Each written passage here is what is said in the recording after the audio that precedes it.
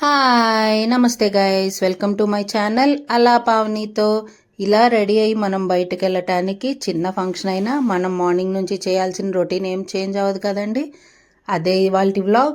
నచ్చిన వాళ్ళు please like, share and subscribe. నేను ఇవాళ కిడ్స్కి లంచ్ బాక్స్లో పొటాటో రైస్ చేస్తున్నాను. రైస్ పెట్టేసి ఇంకొక దాని మీద పాలు వేడి చేస్తున్నాను. అండ్ ఇవాళ బ్రేక్ఫాస్ట్కి ఇడ్లీ. సో రైస్ అంతా మంచిగా చేసిన తర్వాత అది కొద్దిగా ఆరనివ్వాలి. చాలా సింపుల్ ప్రాసెస్. నా దగ్గర ఎలక్ట్రిక్ స్టవ్ కూడా ఉంటుందండి. నేను దాని మీద ఇడ్లీ పెట్టేస్తున్నాను. ఎంత ఫాస్ట్గా అయిపోతే అంత ఫాస్ట్గా చేయడానికి ట్రై చేస్తాను. ఇది ఇది వచ్చేసి నాకు అప్పట్లో నేను కొన్నప్పుడు నాకు 700 పడిందండి ఈ ఇడ్లీ పాత్ర. But easy to maintain. కొన్నే వేయాలి ఓన్లీ కిడ్స్కి వరకు అయితే ఇది చాలా ఈజీగా అనిపిస్తుంది నాకు. అందుకని నేను మ్యాక్సిమం ఇదే యూస్ చేస్తాను. లేదు ఎక్కువ వేయాలి అనుకున్నప్పుడు ప్రెస్టేజ్ది ఉంటుందండి, పీజియన్ ఉంటుంది, దాన్ని యూస్ చేస్తాను. నెక్స్ట్ వచ్చేసి ఇది పెట్టేశాక నేను రైస్ స్టార్ట్ చేశాను. ఇది చాలా ఈజీ రెసిపీ అండి, ఎంత ఫాస్ట్గా అయిపోతుందో. హోల్ మసాలా వేసేసి నెక్స్ట్ ప్రతి దానిలో మేమైతే కాజు వేస్తాను. పిల్లలు ఇష్టంగా తింటారండి. బాక్స్లో కూడా కాజు ఉంటే అవి కొంచెం గోల్డెన్ బ్రౌన్ వచ్చే వరకు ఆన్చాలి. అవి గోల్డెన్ బ్రౌన్ వచ్చాక ఆనియన్స్ ఎంత సన్నగా చాప్ చేసినా పర్లేదండి. నేను మీడియంగా చాప్ చేసి దానిలో అదే ఆయిల్లో వేస్తాను. నెక్స్ట్ అవి కొద్దిగా గోల్డెన్ బ్రౌన్ కూడా రావసరం లేదు. ఒక 3 to 4 minutes టాస్ చేసి పొటాటో క్యూబ్స్ కట్ చేసుకొని యాడ్ చేయటమేనండి. క్యూబ్స్ కూడా పెద్ద పెద్దవి కట్ చేయొద్దు, అలా అని స్మాల్ వద్దు, మీడియం సైజ్. అవి కొంచెం హై ఫ్లేమ్లో పెట్టి ఫాస్ట్గా తిప్పితే చాలా ఈజీగా కొంచెం ఫ్రై అవుతాయండి. తర్వాత మనకు కావాల్సిన స్పైసెస్ అన్నీ యాడ్ చేసుకోవచ్చు. నేను ఏం పెద్ద స్పైసెస్ వేయను. Salt, chilli powder, garam masala మన ఇష్టం అండి. జీరా పౌడర్ అయినా, కొరియాండర్ పౌడర్ అయినా, ఏ పౌడర్ అయినా వేసుకోవచ్చు. నేను యూస్ చేసేది పింక్ సాల్ట్ కాబట్టి మీకు ఇక్కడ కనపడుతుంది కదా, ఆల్మోస్ట్ ఫ్రై అయినట్టు తెలుస్తుంది. తర్వాత salt, chilli powder and jeera powder add చేశాను, గరం మసాలా. ఇవన్నీ యాడ్ చేశాక కొంచెంసేపు టాస్ చేసుకోవాలండి. హై ఫ్లేమ్లోనే ఉంచుకోవాలి. ఈ లోపలే చాలా వరకు పొటాటో బాయిల్ అయిపోతూ ఉంటుంది, ఫ్రై అవుతాయి, మనకు తెలుస్తూ ఉంటుందండి. ఇన్ కేస్ మీకు తెలియట్లేదు ఎలా ఫ్రై అయింది అంటే జస్ట్ ఏదైనా తీసుకొని దాన్ని ప్రెస్ చేస్తే పొటాటో పీసెస్ కొద్దిగా మెత్తగా ఉంటాయండి. ఆ మెత్తగా ఉన్నప్పుడు స్పైసెస్ యాడ్ చేయాలి. ఈజీ టిప్ అనమాట. ముందే యాడ్ చేసేయద్దు. సాల్ట్ ముందే యాడ్ చేశారంటే అవి మ్యాష్ అయిపోతాయి, ఒకవేళ పొటాటోస్ కనుక మంచి క్వాలిటీ కాకపోతే. సో తర్వాత కొంచెం టాస్ చేసేసి, ఇది నేను నాన్ స్టిక్లో వండుతానండి. పర్లేదు, మనం స్టీల్ దానిలో కూడా ఫ్రై చేయొచ్చు. మన వీలు బట్టి టైం ఉందంటే చక్కగా స్టీల్ దానిలో చేసుకోవచ్చు. అర్జెంట్ అంటే మాత్రం లంచ్ బాక్స్ మనకి హడావుడి ఉంది అన్నప్పుడు నేను ఇలా నాన్ స్టిక్ యూస్ చేస్తాను, లేకపోతే స్టీల్. రైస్ ఇందాక మనం ఆరబెట్టుకున్నాం కదా, కొంచెం మీడియంగా ఆరిపోతే ఆ రైస్ ఈ పొటాటో కర్రీ టైప్ దానిలోకి వేసాక మ్యాష్ అవ్వకుండా ఉంటుంది. లేదనుకోండి మ్యాష్ అయిపోతుంది.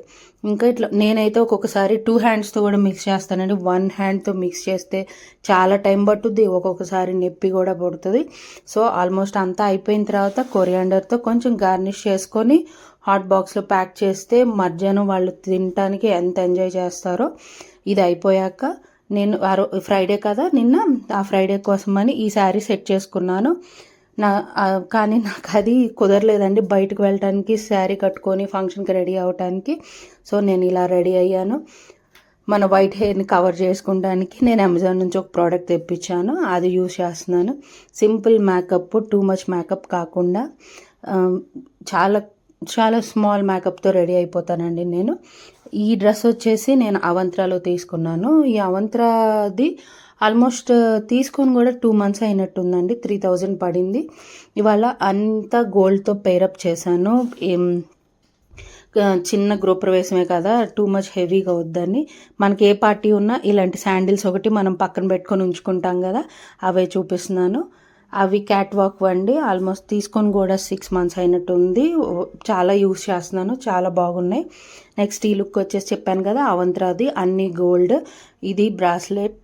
ఇవి కూడా మొన్న జిఆర్టీలో తీసుకున్నానండి. టాప్స్ వచ్చేసి జిఆర్టీలో. ఈ DKNY వాచ్ మా హస్బెండ్ గిఫ్ట్ ఇచ్చారు. ఇది నా టోటల్ లుక్. రెడీ అయిపోయామండి. ఇక్కడికే 12 అనుకుంటే 12:15, 12:30 అయిపోయింది. నేను రీల్స్ చేసుకుందాం అనుకున్నాను.